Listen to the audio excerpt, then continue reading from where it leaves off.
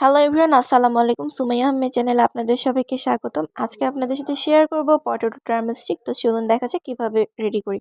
Potato drumstick ready করার জন্য একটা প্যানে আমি পানি নিয়ে নিয়েছি। এর মধ্যে নিয়ে নিয়েছি হলুদের গুঁড়া, সামান্য একটু লবণ আন্দাজ মতো, আর নিয়ে নিয়েছি সামান্য একটু লাল মরিচের গুঁড়া, শুকনো মরিচের গুঁড়া। এটা এখন বলক তুলে নিব।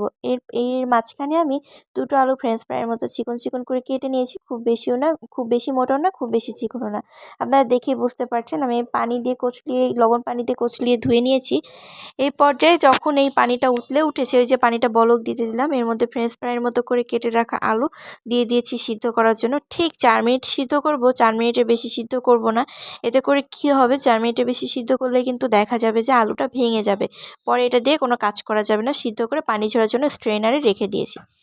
এখন এর মাঝে আমি খুব সুন্দর করে 4 পিস চিকেন, সামান্য একটু আদা বাটা, গোলমরিচ, এগুলো লবণ দিয়ে একদম নরম করে সিদ্ধ করে পানি ঝরিয়ে নিয়ে এগুলা হাত দিয়ে ছাড়িয়ে নিয়েছি ছোট ছোট করে।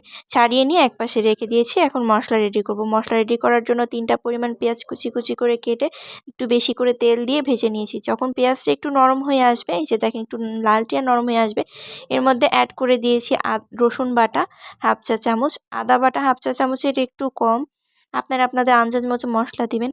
হাফ চা চামচ পরিমাণ হলুদের গুঁড়া, হাফ চা চামচ পরিমাণ মরিচের গুঁড়া, হাফ চা চামচ পরিমাণ, হাফ চা চামচের একটু কম জিরার গুঁড়া, জিরাটা ভেজে গুঁড়ো করে নিয়েছি, টালা জিরার গুঁড়া দিবেন অবশ্যই। হাফ চা চামচ পরিমাণ ধনিয়ার গুঁড়া, আর হাফ চা চামচের একটু কম গরম মশলার গুঁড়া। আমি শাহি গরম মশলার গুঁড়া ব্যবহার করেছি, এটা আমার ঘরে তৈরি গরম মশলার গুঁড়া। আর এখানে দিয়ে দিয়েছি সয়া সস আন্দাজ মতো। সয়া সসটা একটু বেশি দেওয়ার চেষ্টা করবেন, এতে করে স্বাদ এবং ফ্লেভার দুইটাই খুব মজা হবে। আর দিয়ে নিয়েছি টমেটো সস, প্যান হটে টমেটো সস দিয়ে নিয়েছি। আর অফ ক্যামেরায় লবণ দিয়ে নিয়েছিলাম, ওটা আর দেখানো হয়নি। আর দিয়ে নিয়েছি গোলমরিচের গুঁড়া, কালো বা সাদা যে কোনো গোলমরিচের গুঁড়া দিলেই হবে, সমস্যা নাই। এখন এটা একটু পানি দিয়ে অনেক সময় ধরে একটু ভুনাই নিব, লো হিটে, মিডিয়াম টু লো হিটে। যখন ভুনানো হয়ে যাবে তখন এই যে আগে যে চিকেনটা সিদ্ধ করে রেখেছিলাম ওইটা এই মশলাটার মধ্যে মিক্স করে একটা পুর রেডি করে নিব। তো এখন এটা ওই মশলাটার মধ্যে সুন্দর করে মিক্স করে দিলাম। এখন একটু সময় নিয়ে নেড়ে নেড়ে মিডিয়াম টু লো হিটে একটু সময় নিয়ে নেড়ে নেড়ে একটা খুব সুন্দর ক্রিমি টাইপের একটা পুর বানিয়ে নিব, যেটা খেতেও মজা হবে এবং দেখতেও খুব সুন্দর হবে। তো এই পুরটা কিন্তু আপনারা যে কোনো কিছুর মধ্যে ইউজ করতে পারেন।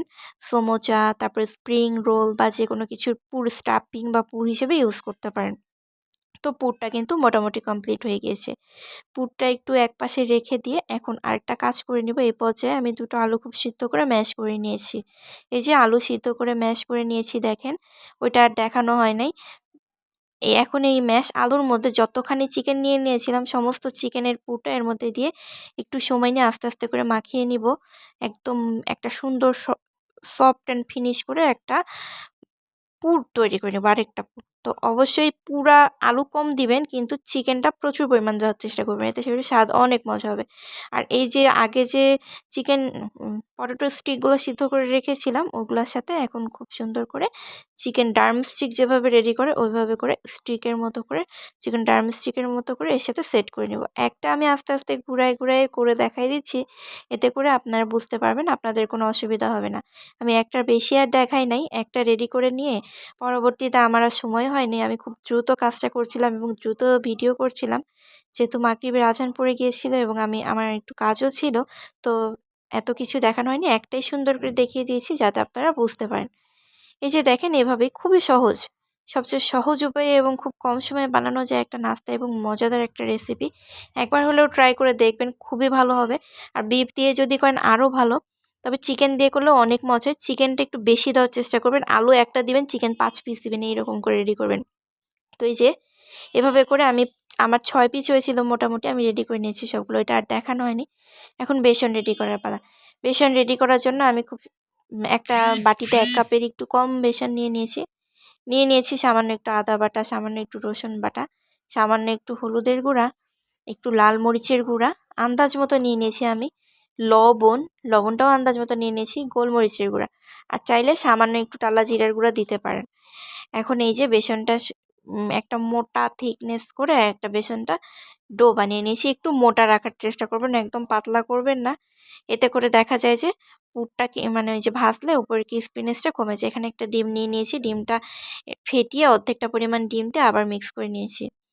তাহলে যখন আপনারা এর মধ্যে চুবিয়ে যখন ভাজবেন সুন্দর মজাদার হবে। তো ওই যে আগে যে পটেটো ড্রামস্টিকটা রেডি করে রেখেছিলাম, এখন এটা এর মধ্যে চুবিয়ে একটা প্যানে তেল খুব সুন্দর করে গরম করে নিয়ে এর মধ্যে দিয়ে এখন ভেজে ফেলবো। অবশ্যই তেল বেশি নেওয়ার চেষ্টা করবেন আর বেসনটা একটু মোটা করে কোটিং করবেন। এতে করে ভাজাটাও সুন্দর হবে এবং খেতেও অত্যন্ত মজা হবে। এখন আমি আস্তে আস্তে করে এপিট ওপিট করে একটু সময় নিয়ে ভেজে নিব। দেখেন কি সুন্দর কালারফুল হয়েছে। আর বাসায় অবশ্যই এভাবে একবার হলেও ট্রাই করে দেখবেন, খেতে কিন্তু অনেক মজা হবে।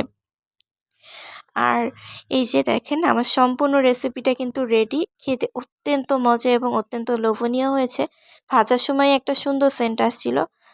আর আপনাদের কাছে হাতের কাছে যদি বেকিং সোডা থাকে অবশ্যই যখন বেসনের ডোটা রেডি করবেন ওর মধ্যে একটু বেকিং সোডা দিয়ে দিবেন। ধন্যবাদ সবাইকে। ভিডিওটি কেমন লাগলো জানাবেন। ভালো লাগলে অবশ্যই চ্যানেলটি সাবস্ক্রাইব করে পাশে থাকবেন এবং ভিডিওটি একটি লাইক, কমেন্ট এবং শেয়ার করবেন। আর কে কোথা থেকে ভিডিওটি দেখছেন কমেন্ট করবেন। ধন্যবাদ সবাইকে।